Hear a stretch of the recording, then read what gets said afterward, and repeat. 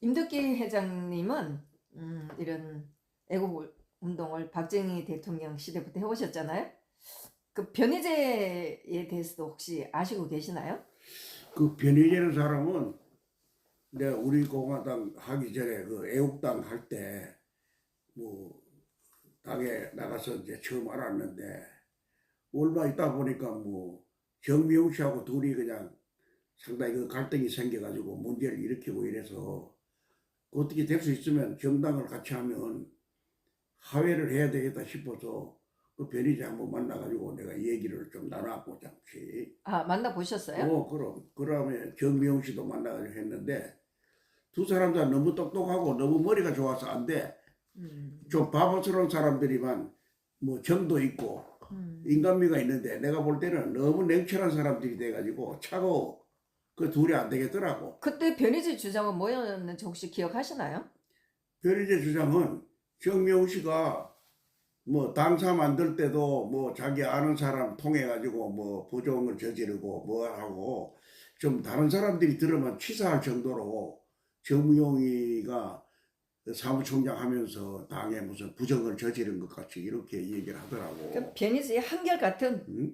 우리가 봐온 주구장창 똑같은 태도예요. 지는 그렇게 그래. 하지도 않으면서. 그래서 이거는 도저히 안 되겠다. 내 힘으로 안 되겠다 싶어서 포기를 했어. 근데 뭐 그 뒤에도 이제 당을 떠나고 너 집회 때마다 이제 당원들 만나면 뭐 변희재 그 사람 말이야 그냥 두면 안 된다 그러고 다 욕을 해야 된다 그러고 이러는데 누가 당원들이요? 당원들이 그래서 나는 당원들 오히려 달래면서 그래도 우리가 과거에 동지인데 그 동지 아니었던 사람보다 더 낫지 않냐 그러고 설사 마음에 안 드는 일이 있더라도 그 사람은 그 사람으로서의 지금 태블릿 가지고 싸우는데 어쨌든 그 분야에 대해서는 우리 당에서도 누구도 그만큼 열심히 한 사람이 없지 않냐. 그럼 우리한테 간접적으로 변희재의 마음과 의도에는 상관없이 우리가 묵정하는 바 박근혜 대통령 무효 탄핵을 외치고 명예회복을 외치는 우리 당의 입장으로 봐서는 도움이 되는 거 아니냐.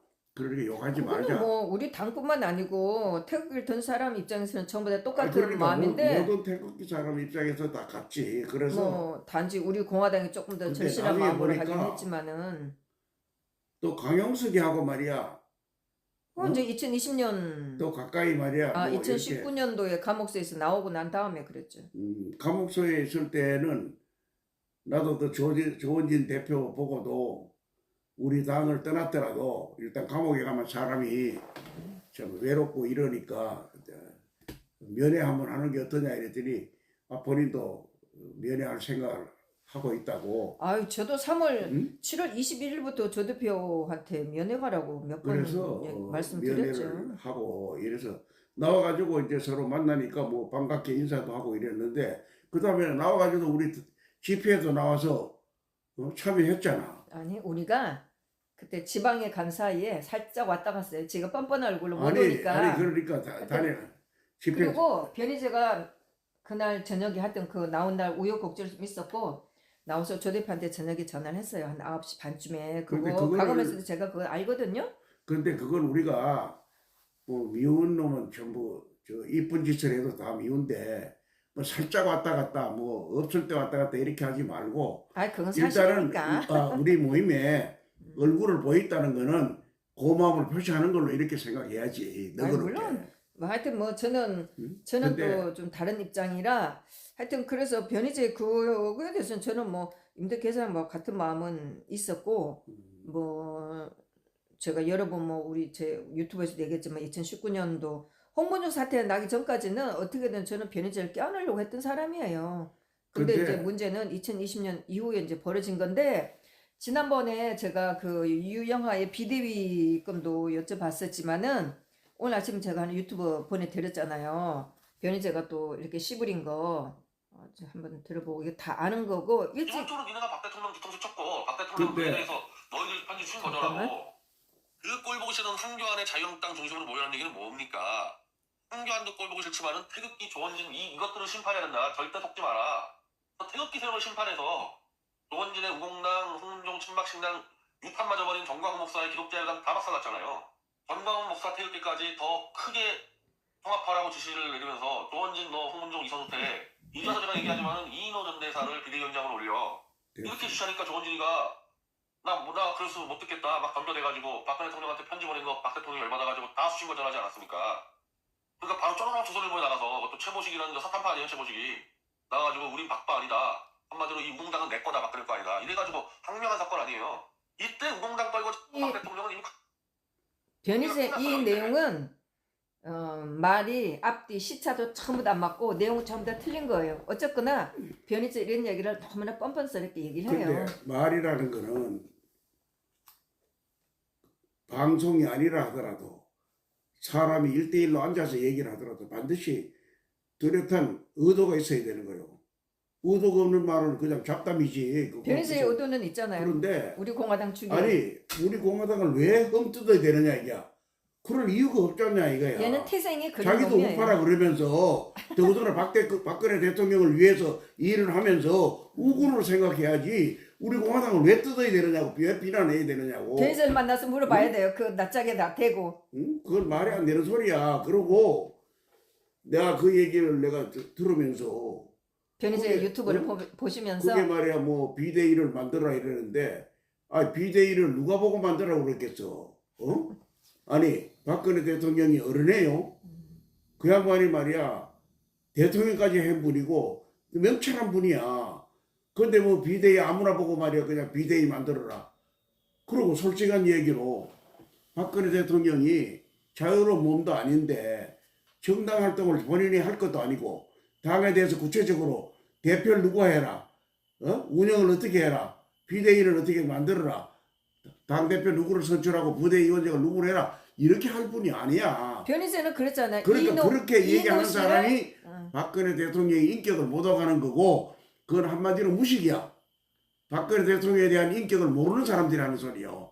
그러고 그게 무슨 뭐 이인호 박사를 비대위원장으로 하라 그랬다 그러는데 내가 그 소리 듣고를 깜짝 놀란 게 나는 이인호 박사 너무나 잘 알아요. 왜냐하면 내가 건국회장 할 때 상당히 우리 건국회에 대해서 많은 이념적으로 동지가 돼가지고 1948년 건국을 하고 나서 60주년이 될 때가 2008년도 아니야. 2008년이면 건국 60주년이야. 그때 내가 이명박 대통령을 시장 때부터 만약에 앞으로 대통령이 되면 또 이 나라 정치에 영향력이 있으면 우리 건국회를 위해서가 아니라 대한민국이 태어난 날짜가 생일이 없는 거는 어디 가서든 이건 창피한 얘기다. 그리고 외교관들하고 내가 얘기를 해보니까 해외에 나가 있는 주재 대사관 직원들이 각국마다 우리보다 더 못하고 적은 나라에서도 더 못 사는 나라에서도 자기들 건국일을 기념하기 위해서 그 나라 주재국의 모든 저명이사도 초청해가지고 그 기회에 자기들 나라 선전도 하고 그걸 알리는데 우리는 그 건국절 기념 행사가 없으니까 건국절이 없으니까 이걸 못한다 하더라. 이런 나라가 돼서 되겠느냐. 이거는 반드시 광복절하고 건국절이 겹친다 하더라도 날짜적으로 겹치고 연도는 좀 다른데 날짜가 겹치면 같이 건국절 및 광복절로 하면 되잖아요. 행사하는데 반드시 그 무슨 광복하고 건국하고 일치가 날짜가 안 됐다 하더라도 그거는 뭐 법적인 문제도 아니고 별 문제가 없잖냐 이래가지고 했는데 그 이명박이 마침 대통령이 돼가지고 건국 60조를 기해서 거국적인 건국절 행사를 하겠습니다. 이래가지고 총리실 산하에 대통령역으로 건국절 60주년, 건국 60주년 기념 행사를 거국적으로 하는데 각 분야별로 산업 분야는 산업 분야대로 학생들은 학생대로 시민은 시민대로 군인은 군인대로 좋은 아이디어는 아이디어대로 다 창출해가지고 정말 전 국민이 대한민국의 건국일이 1948년 8월 15일이 건국한 날이다 하는 걸 인식할 수 있도록 하기로 하고 대통령령을 만들어가지고 건국절 기념행사 추진위원회를 만들었어요. 그 추진위원회 그 이인호 박사도 공동대표야. 그리고 거기 사무실도 저 종합청사 뒤편 그 빌딩을 얻어가지고 거기에다가 그 1급에 준하는 공무원이 그 실무 집행을 담당하고 직원들도 뭐 한 20여 명 앉아가지고 기획을 했다고. 그런데 결국은 성공은 못했지. 왜? 강북회에서 그거를 듣고는 아 우리는 건국회하고 같이 강북절 행사를 하면 우리 참석 안 하겠다. 이래 앵판 부린 거예요. 그래서 내가 그 추진위원회 그 사무국 보고 아니 건국운동 독립운동을 건국을 하기 위한 준비행위라고 봐야 되지. 우리나라 되찾는다는 게 뭐 북한 되찾으려고 했냐. 건국회하고 같이 건국절 기념하고 같이 안 한다는 건 말이 안 된다 이거는. 그럼 그 사람들 빼놓고라도 하자. 그 참석 안 하면 그거는 우리나라 애국단체가 아닌 걸로 생각하고 그냥 하자 이랬더니 그래도 강복절 행사하고 겹치기 때문에 날짜가 강복절에 강복회가 참석 안 한다면 말이 됩니까 이거야. 강복절 따라하고 건국이 따라야 돼. 그래서 아이고, 전라도 그런데, 경상도 못지않네. 이 정부에서는 그런 감정적인 얘기를 하면 안 되지. 그거는 정부를 이끄는 사람이 되거나 그러면 안 되는 거고. 그래서 이 법령을 고쳐가지고 건국 60주년 기념 행사를 강복 63주년, 건국 60주년 이렇게 또 명칭을 바꿔가지고 했어요. 그런데 그러다 보니까 이 거국적인 행사가 완전히 희색되고 힘이 빠진 거야. 완전히 건국절 행사를 하려고 그랬는데 강복절이 해방 놓는 바람에 안 된 거예요. 그런데 이인호 박사는요, 내가 그 후에도 김영삼 대통령이 대통령 임기 마치고 나서 상도동으로 복귀해가지고 그때 뭐 한 두 달도 안 됐을 거예요. 이인호 박사, 그 다음 우리 건국회장 그때 당시에는 손진이라고 있어요. 그 손진 회장하고 나는 그때 상임 부회장이야. 내하고 남시우 언론인하고 네 사람이 그게 초청받아서 가서 하루 종일 같이 얘기하면서 우리가 점심을 같이 먹고 이랬는데 자기 집에 오는 손님들 계속 국수만 대접하고 청와대에 있을 때도 국수만 대접했는데 오늘 특별한 손님들이기 때문에 소 꼬리곰탕으로 오늘 대접을 합니다. 이렇게 하면서 자랑해가면서 소고기도 아니고 그것도 탕이야 또. 소꼬리곰탕으로 먹으면서 얘기하고 이랬는데 그 이인호 박사는 하버드 대학 박사 아니요. 거기에다가 1호라는 명칭이 많이 따라다녀. 소련 대사를 하면서도 여성 1호 대사에다가 이 훌륭한 분인데 그분은 정치를 한다고 생각했으면 아마 어느 정당에서 모셔가도 일찌감치 정치했을 거예요. 그러면 이거 정당에 비상대책위원을 한다는 건 정치하는 건데 그 양반이 설사 박 대통령이 직접 하라 그러더라도 나는 그런데 직접 할 능력은 없습니다 이러고 사양할 뿐이요. 그분이 할 사람도 아니고 또 박근혜 대통령이 그런 그 어려운 부탁을 할 뿐도 아니야. 가벼이 받아들일 수 있는 사람 생각해보고 하지. 아무한테나 이거 갖다 주세요 이렇게 할 뿐이 아니야. 그걸 그렇게 그 말을 함부로 한다는 거는 내가 볼 때는 양쪽 다 못 오가는 거예요. 양쪽 다. 그리고 그 이인호 박사를 비상대책위원장을 하라고 그랬는데 조원진 대표가 거절했다. 그거는 성립이 안 되는 말이야. 말이란 게 상식적으로 성립이 되는 말을 해야 되지. 조원진 대표는 죽고 나서 하나 박근혜 대통령을 위해서 당을 목표를 거기다 정해놓고 박근혜 대통령의 명예회복이 되고 불법 탄핵이 무효화돼야 대한민국이 바로 선다 이런 신념을 가지고 정당 활동을 하고 또 창당도 했는데 박근혜 대통령이 하는 일을 거부한다는 건 상상도 못한다고. 그거는 그런 모함을 하면 안 되는 거예요. 통할 수 있는 모함을 해야지. 예를 들어서 술을 한 잔도 못하는 사람 보고 아 어젯밤에 저 사람이 술 취해가지고 말이야 나한테 술주정 하더라 이러면 그걸 믿는 사람이 그거는 정신병자야. 될 수 있는 얘기를 해야지. 그러니까 전달이 잘못됐다든가 뭔가 엉터리 말을 하고 다니니까 문제지, 그걸 가지고 여기 나와서 떠든다는 거는 떠드는 사람 인격이 손상되는 거요. 그리고 말이란 건 말이야, 말의 진실성이 있어야 무게가 실리는 거지. 말 아무리 잘한다고 해서 말에 가치 있는 거 아니에요. 말 잘하는 게 뭐 이 세상에 뭐 빛을 보는 거 봤어? 아, 옛날에 뭐 그 변사 영화 녹음 안 될 때 변사가 말이야 영화 해설하는 사람 얼마나 말도 잘해. 그리고 방송국의 아나운서들 얼마나 철저하게 말 잘하느냐고. 그렇다고 해서 뭐 그 사람들이 국회의원하고 대통령하고 뭐 장관하는 거 봤어? 말이란 거는 말의 그 가치는 어디에 있느냐? 진실성에 있는 거고, 진정한 의사가 전달되는 게 말이 사실 말을 위한 말하면 안 되지. 그리고 말 잘하면 그거는 사기꾼이요. 그런 말 잘하면 안 된다고. 그리고 남을 비난할 때는 나는 사람들 보고 그래. 너 왜 욕하느냐? 욕하면 나한테 돌아오는 이득이 있어야 되고, 최소한으로 이득이 없으면 다른 사람들이 너가 더 훌륭하고 저 욕먹는 사람 나쁜 놈이다 이런 인정이라도 받아야지. 오히려 역효과 날 만한 얘기들을 왜 하느냐? 왜 욕을 하느냐? 내가 이렇게 사람들한테 함부로 말하지 말라고 내가 설득하는 사람이요. 아, 감사합니다. 딱 그 말씀을 사실 우리 공화당을 욕하는 인간들한테 다 정말 근데 지금 전달해주고 말이야, 싶어요. 말도 말할 수 있는 상대가 되는 사람하고 얘기해야지.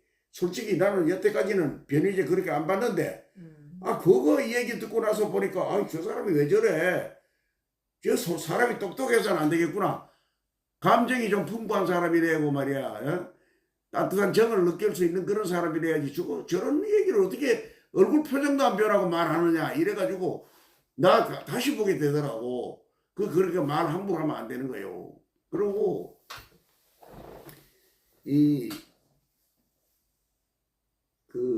우리 공화당에 있다가 나간 사람들 있잖아.